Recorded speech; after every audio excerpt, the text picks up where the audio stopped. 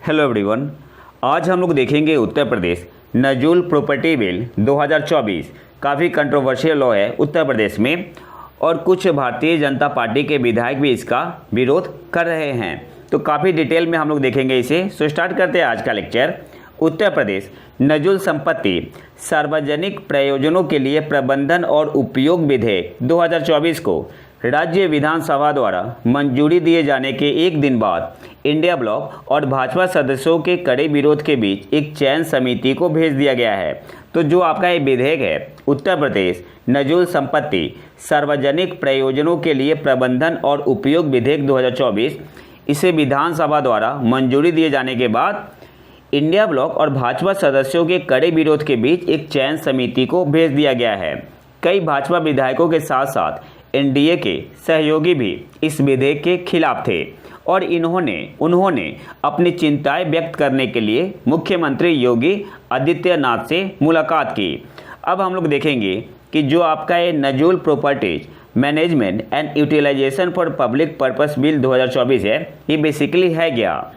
उत्तर प्रदेश नजूल संपत्ति विधेयक 2024 का उद्देश्य नजूल भूमि को निजी स्वामित्व में बदलने से रोककर उसे विनियमित करना है।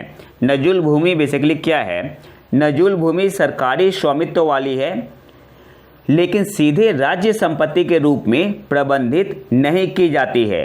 जो आपका नजूल लैंड है यह सरकारी स्वामित्व वाली है लेकिन सीधे राज्य संपत्ति के रूप में प्रबंधित नहीं की जाती है। अगर सिंपल वर्ड में देखा जाए, यह वह भूमि है जिसे सरकार सार्वजनिक उद्देश्यों के लिए नियंत्रित करती है और उपयोग करती है, जैसे कि बुनियादी ढांचे या प्रशासनिक कार्यालयों का निर्माण। विधेयक में प्रस्ताव क्या है? विधेयक में प्रस्ताव है कि नजूल भूमि को निजी व्यक्तियों या संस्थानों को हस्तांतरित करने के लिए किसी भी अदालती कार्यवाही या आवेदन को रद्द कर दिया जाएगा और खारिज कर दिया जाएगा, यह सुनिश्चित करते हुए कि ये भूमि सरकारी नियंत्रण में रहेगी। तो जो आपका ये विधेयक है इसमें क्या है कि नजूल लैंड को कंप्लीटली सरकार के नियंत्रण में रखा जाएगा और जो पट्टेदार होंगे नजूल भूमि को निजी व्यक्तियों या संस्थानों को हस्तांतरित करने के लिए किसी भी अदालती कार्यवाही या आवेदन को रद्द कर दिया जाएगा और खारिज कर दिया जाएगा। मतलब जिसके नाम पे होगा ये क्या होगा, खुद ही खारिज हो जाएगा, ऑटोमेटिक खारिज हो जाएगा। नेक्स्ट पॉइंट पे आते हैं। यदि ऐसे स्वामित्व परिवर्तन की प्रत्याशा में भुगतान किया गया है, मतलब जो पट्टाधारक है, तो राशि जमा की तारीख से भारतीय स्टेट बैंक द्वारा निर्धारित फंड आधारित उधार दर की सीमांत लागत पर गणना की गई ब्याज के साथ वापस कर दी जाएगी। तो जो पेमेंट किया होगा पट्टाधारक ने, तो उनका पैसा आपका क्या होगा, रिटर्न हो जाएगा। ठीक है। विधेयक में कहा गया है कि सरकार नजूल भूमि के वर्तमान पट्टाधारकों के पट्टे का विस्तार करने का विकल्प चुन सकती है। देखो एक की पॉइंट है। विधेयक में क्या कहा गया है कि सरकार नजूल भूमि के जो वर्तमान पट्टाधारक है तो उनके पास ऑप्शन है कि वे विस्तार करने का विकल्प चुन सकती है, लेकिन कंडीशन क्या है, बशर्ते वे अच्छी स्थिति में हो, नियमित रूप से किराया दे रहे हो और पट्टे की शर्तों का उल्लंघन न किया हो। अब क्वेश्चन उठता है कि विपक्ष और बीजेपी विधायक चिंता क्यों व्यक्त कर रहे हैं। समाजवादी पार्टी और कांग्रेस सहित विपक्षी विधायकों का तर्क है कि उत्तर प्रदेश नजूल संपत्ति विधेयक 2024 नजूल भूमि पर रहने वाले कम आय वाले परिवारों और समुदायों के लिए हानिकारक है। आगे हम लोग देखेंगे कैसे। जो मेन चिंता है विपक्ष का और बीजेपी विधायक का, वो क्या है कि नजूल भूमि पर रहने वाले कम आय वाले परिवारों और समुदायों के लिए हानिकारक है। इसके अगले पॉइंट पे आते हैं। इनका तर्क क्या है? तर्क है कि विधेयक के सख्त प्रावधान जो नजूल भूमि को निजी स्वामित्व में बदलने से रोकते हैं, लंबे समय से रहने वाले निवासियों को बेदखल कर सकते हैं, जिससे उन लोगों के लिए महत्वपूर्ण कठिनाई हो सकती है जो पीढ़ियों से इन जमीनों पर रह रहे हैं और निवेश कर रहे हैं। क्यों?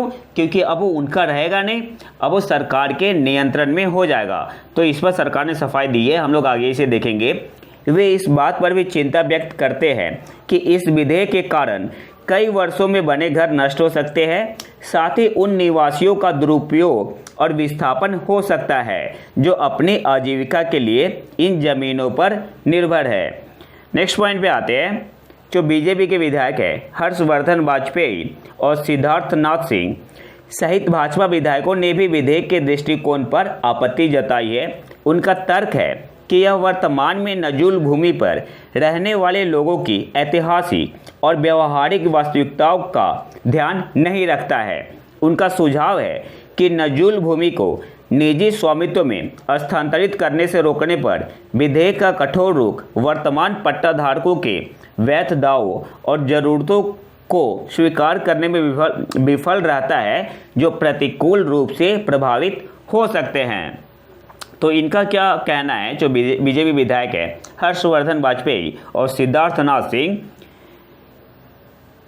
इनका सुझाव है कि नजूल भूमि को निजी स्वामित्व में स्थानांतरित करने से रोकने पर विधेयक का कठोर रुख वर्तमान पट्टाधारकों के वैध दावों और ज़रूरतों को स्वीकार करने में विफल रहता है, जो प्रतिकूल रूप से प्रभावित हो सकते हैं। विधानसभा में बोलते हुए हर्षवर्धन वाजपेयी ने कहा कि अगर सरकार एक या दो संपत्तियां लेती है तो कुछ भी नहीं बदलेगा, मतलब इससे दिक्कत नहीं है, तो फिर दिक्कत कहाँ है। लेकिन मैं उनकी बात कर रहा हूँ जो झुग्गी झोपड़ियों में एक या दो कमरों में रहते हैं।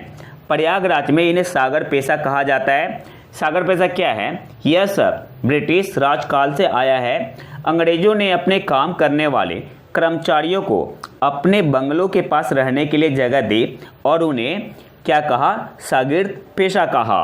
अब इस पर यूपी सरकार ने क्या कहा है? यूपी सरकार का कहना है इन चिंताओं को दूर करने के लिए यूपी के संसदीय कार्य मंत्री सुरेश कुमार खन्ना ने आश्वासन दिया कि आर्थिक रूप से कमजोर वर्गों को बेदखली का सामना नहीं करना पड़ेगा।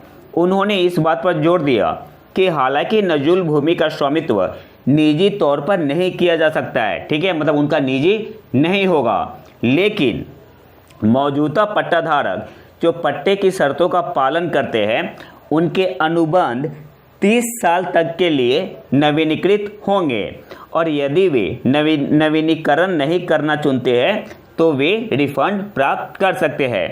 तो इस विधेयक का की पॉइंट है जो कि आपको याद रखना है। उन्होंने इस बात पर जोर दिया, किनकी बात हो रही है? संसदीय कार्य मंत्री सुरेश कुमार खन्ना ने। हालांकि नजूल भूमि का स्वामित्व निजी तौर पर नहीं किया जा सकता है, लेकिन मौजूदा पट्टाधारक जो पट्टे की शर्तों का पालन करते हैं उनके अनुबंध 30 साल तक के लिए नवीनीकृत होंगे और यदि वे नवीनीकरण नहीं करना चुनते हैं तो उन्हें क्या मिल जाएगा? रिफंड उन्हें मिल जाएगा। नेक्स्ट पॉइंट पे आते हैं। सरकार ने आश्वासन दिया है कि विधेयक का उद्देश्य वर्तमान कब्जेदारों के अधिकारों की रक्षा करना और यह सुनिश्चित करना है कि सरकारी भूमि सार्वजनिक उपयोग और विकास के लिए उपलब्ध रहे।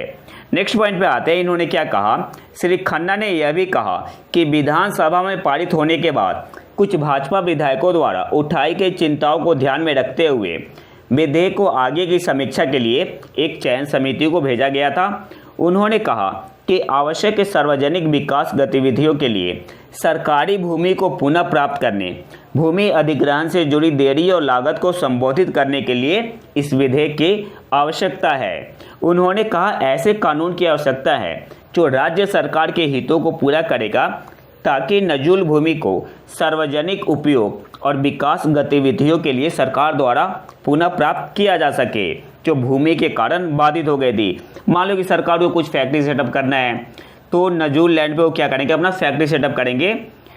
तो ये तो था हमारा आज का लेक्चर। अगर आपको इसका PDF चाहिए तो आप हमारे टेलीग्राम चैनल प्रतीक IQ करंट अफेयर को ज्वाइन कर सकते हैं। और अगर वीडियो पसंद आए तो लाइक करें और चैनल को सब्सक्राइब जरूर कर ले। मिलते हैं नए वीडियो में नए टॉपिक के साथ। तब तक के लिए नमस्कार, जय हिंद।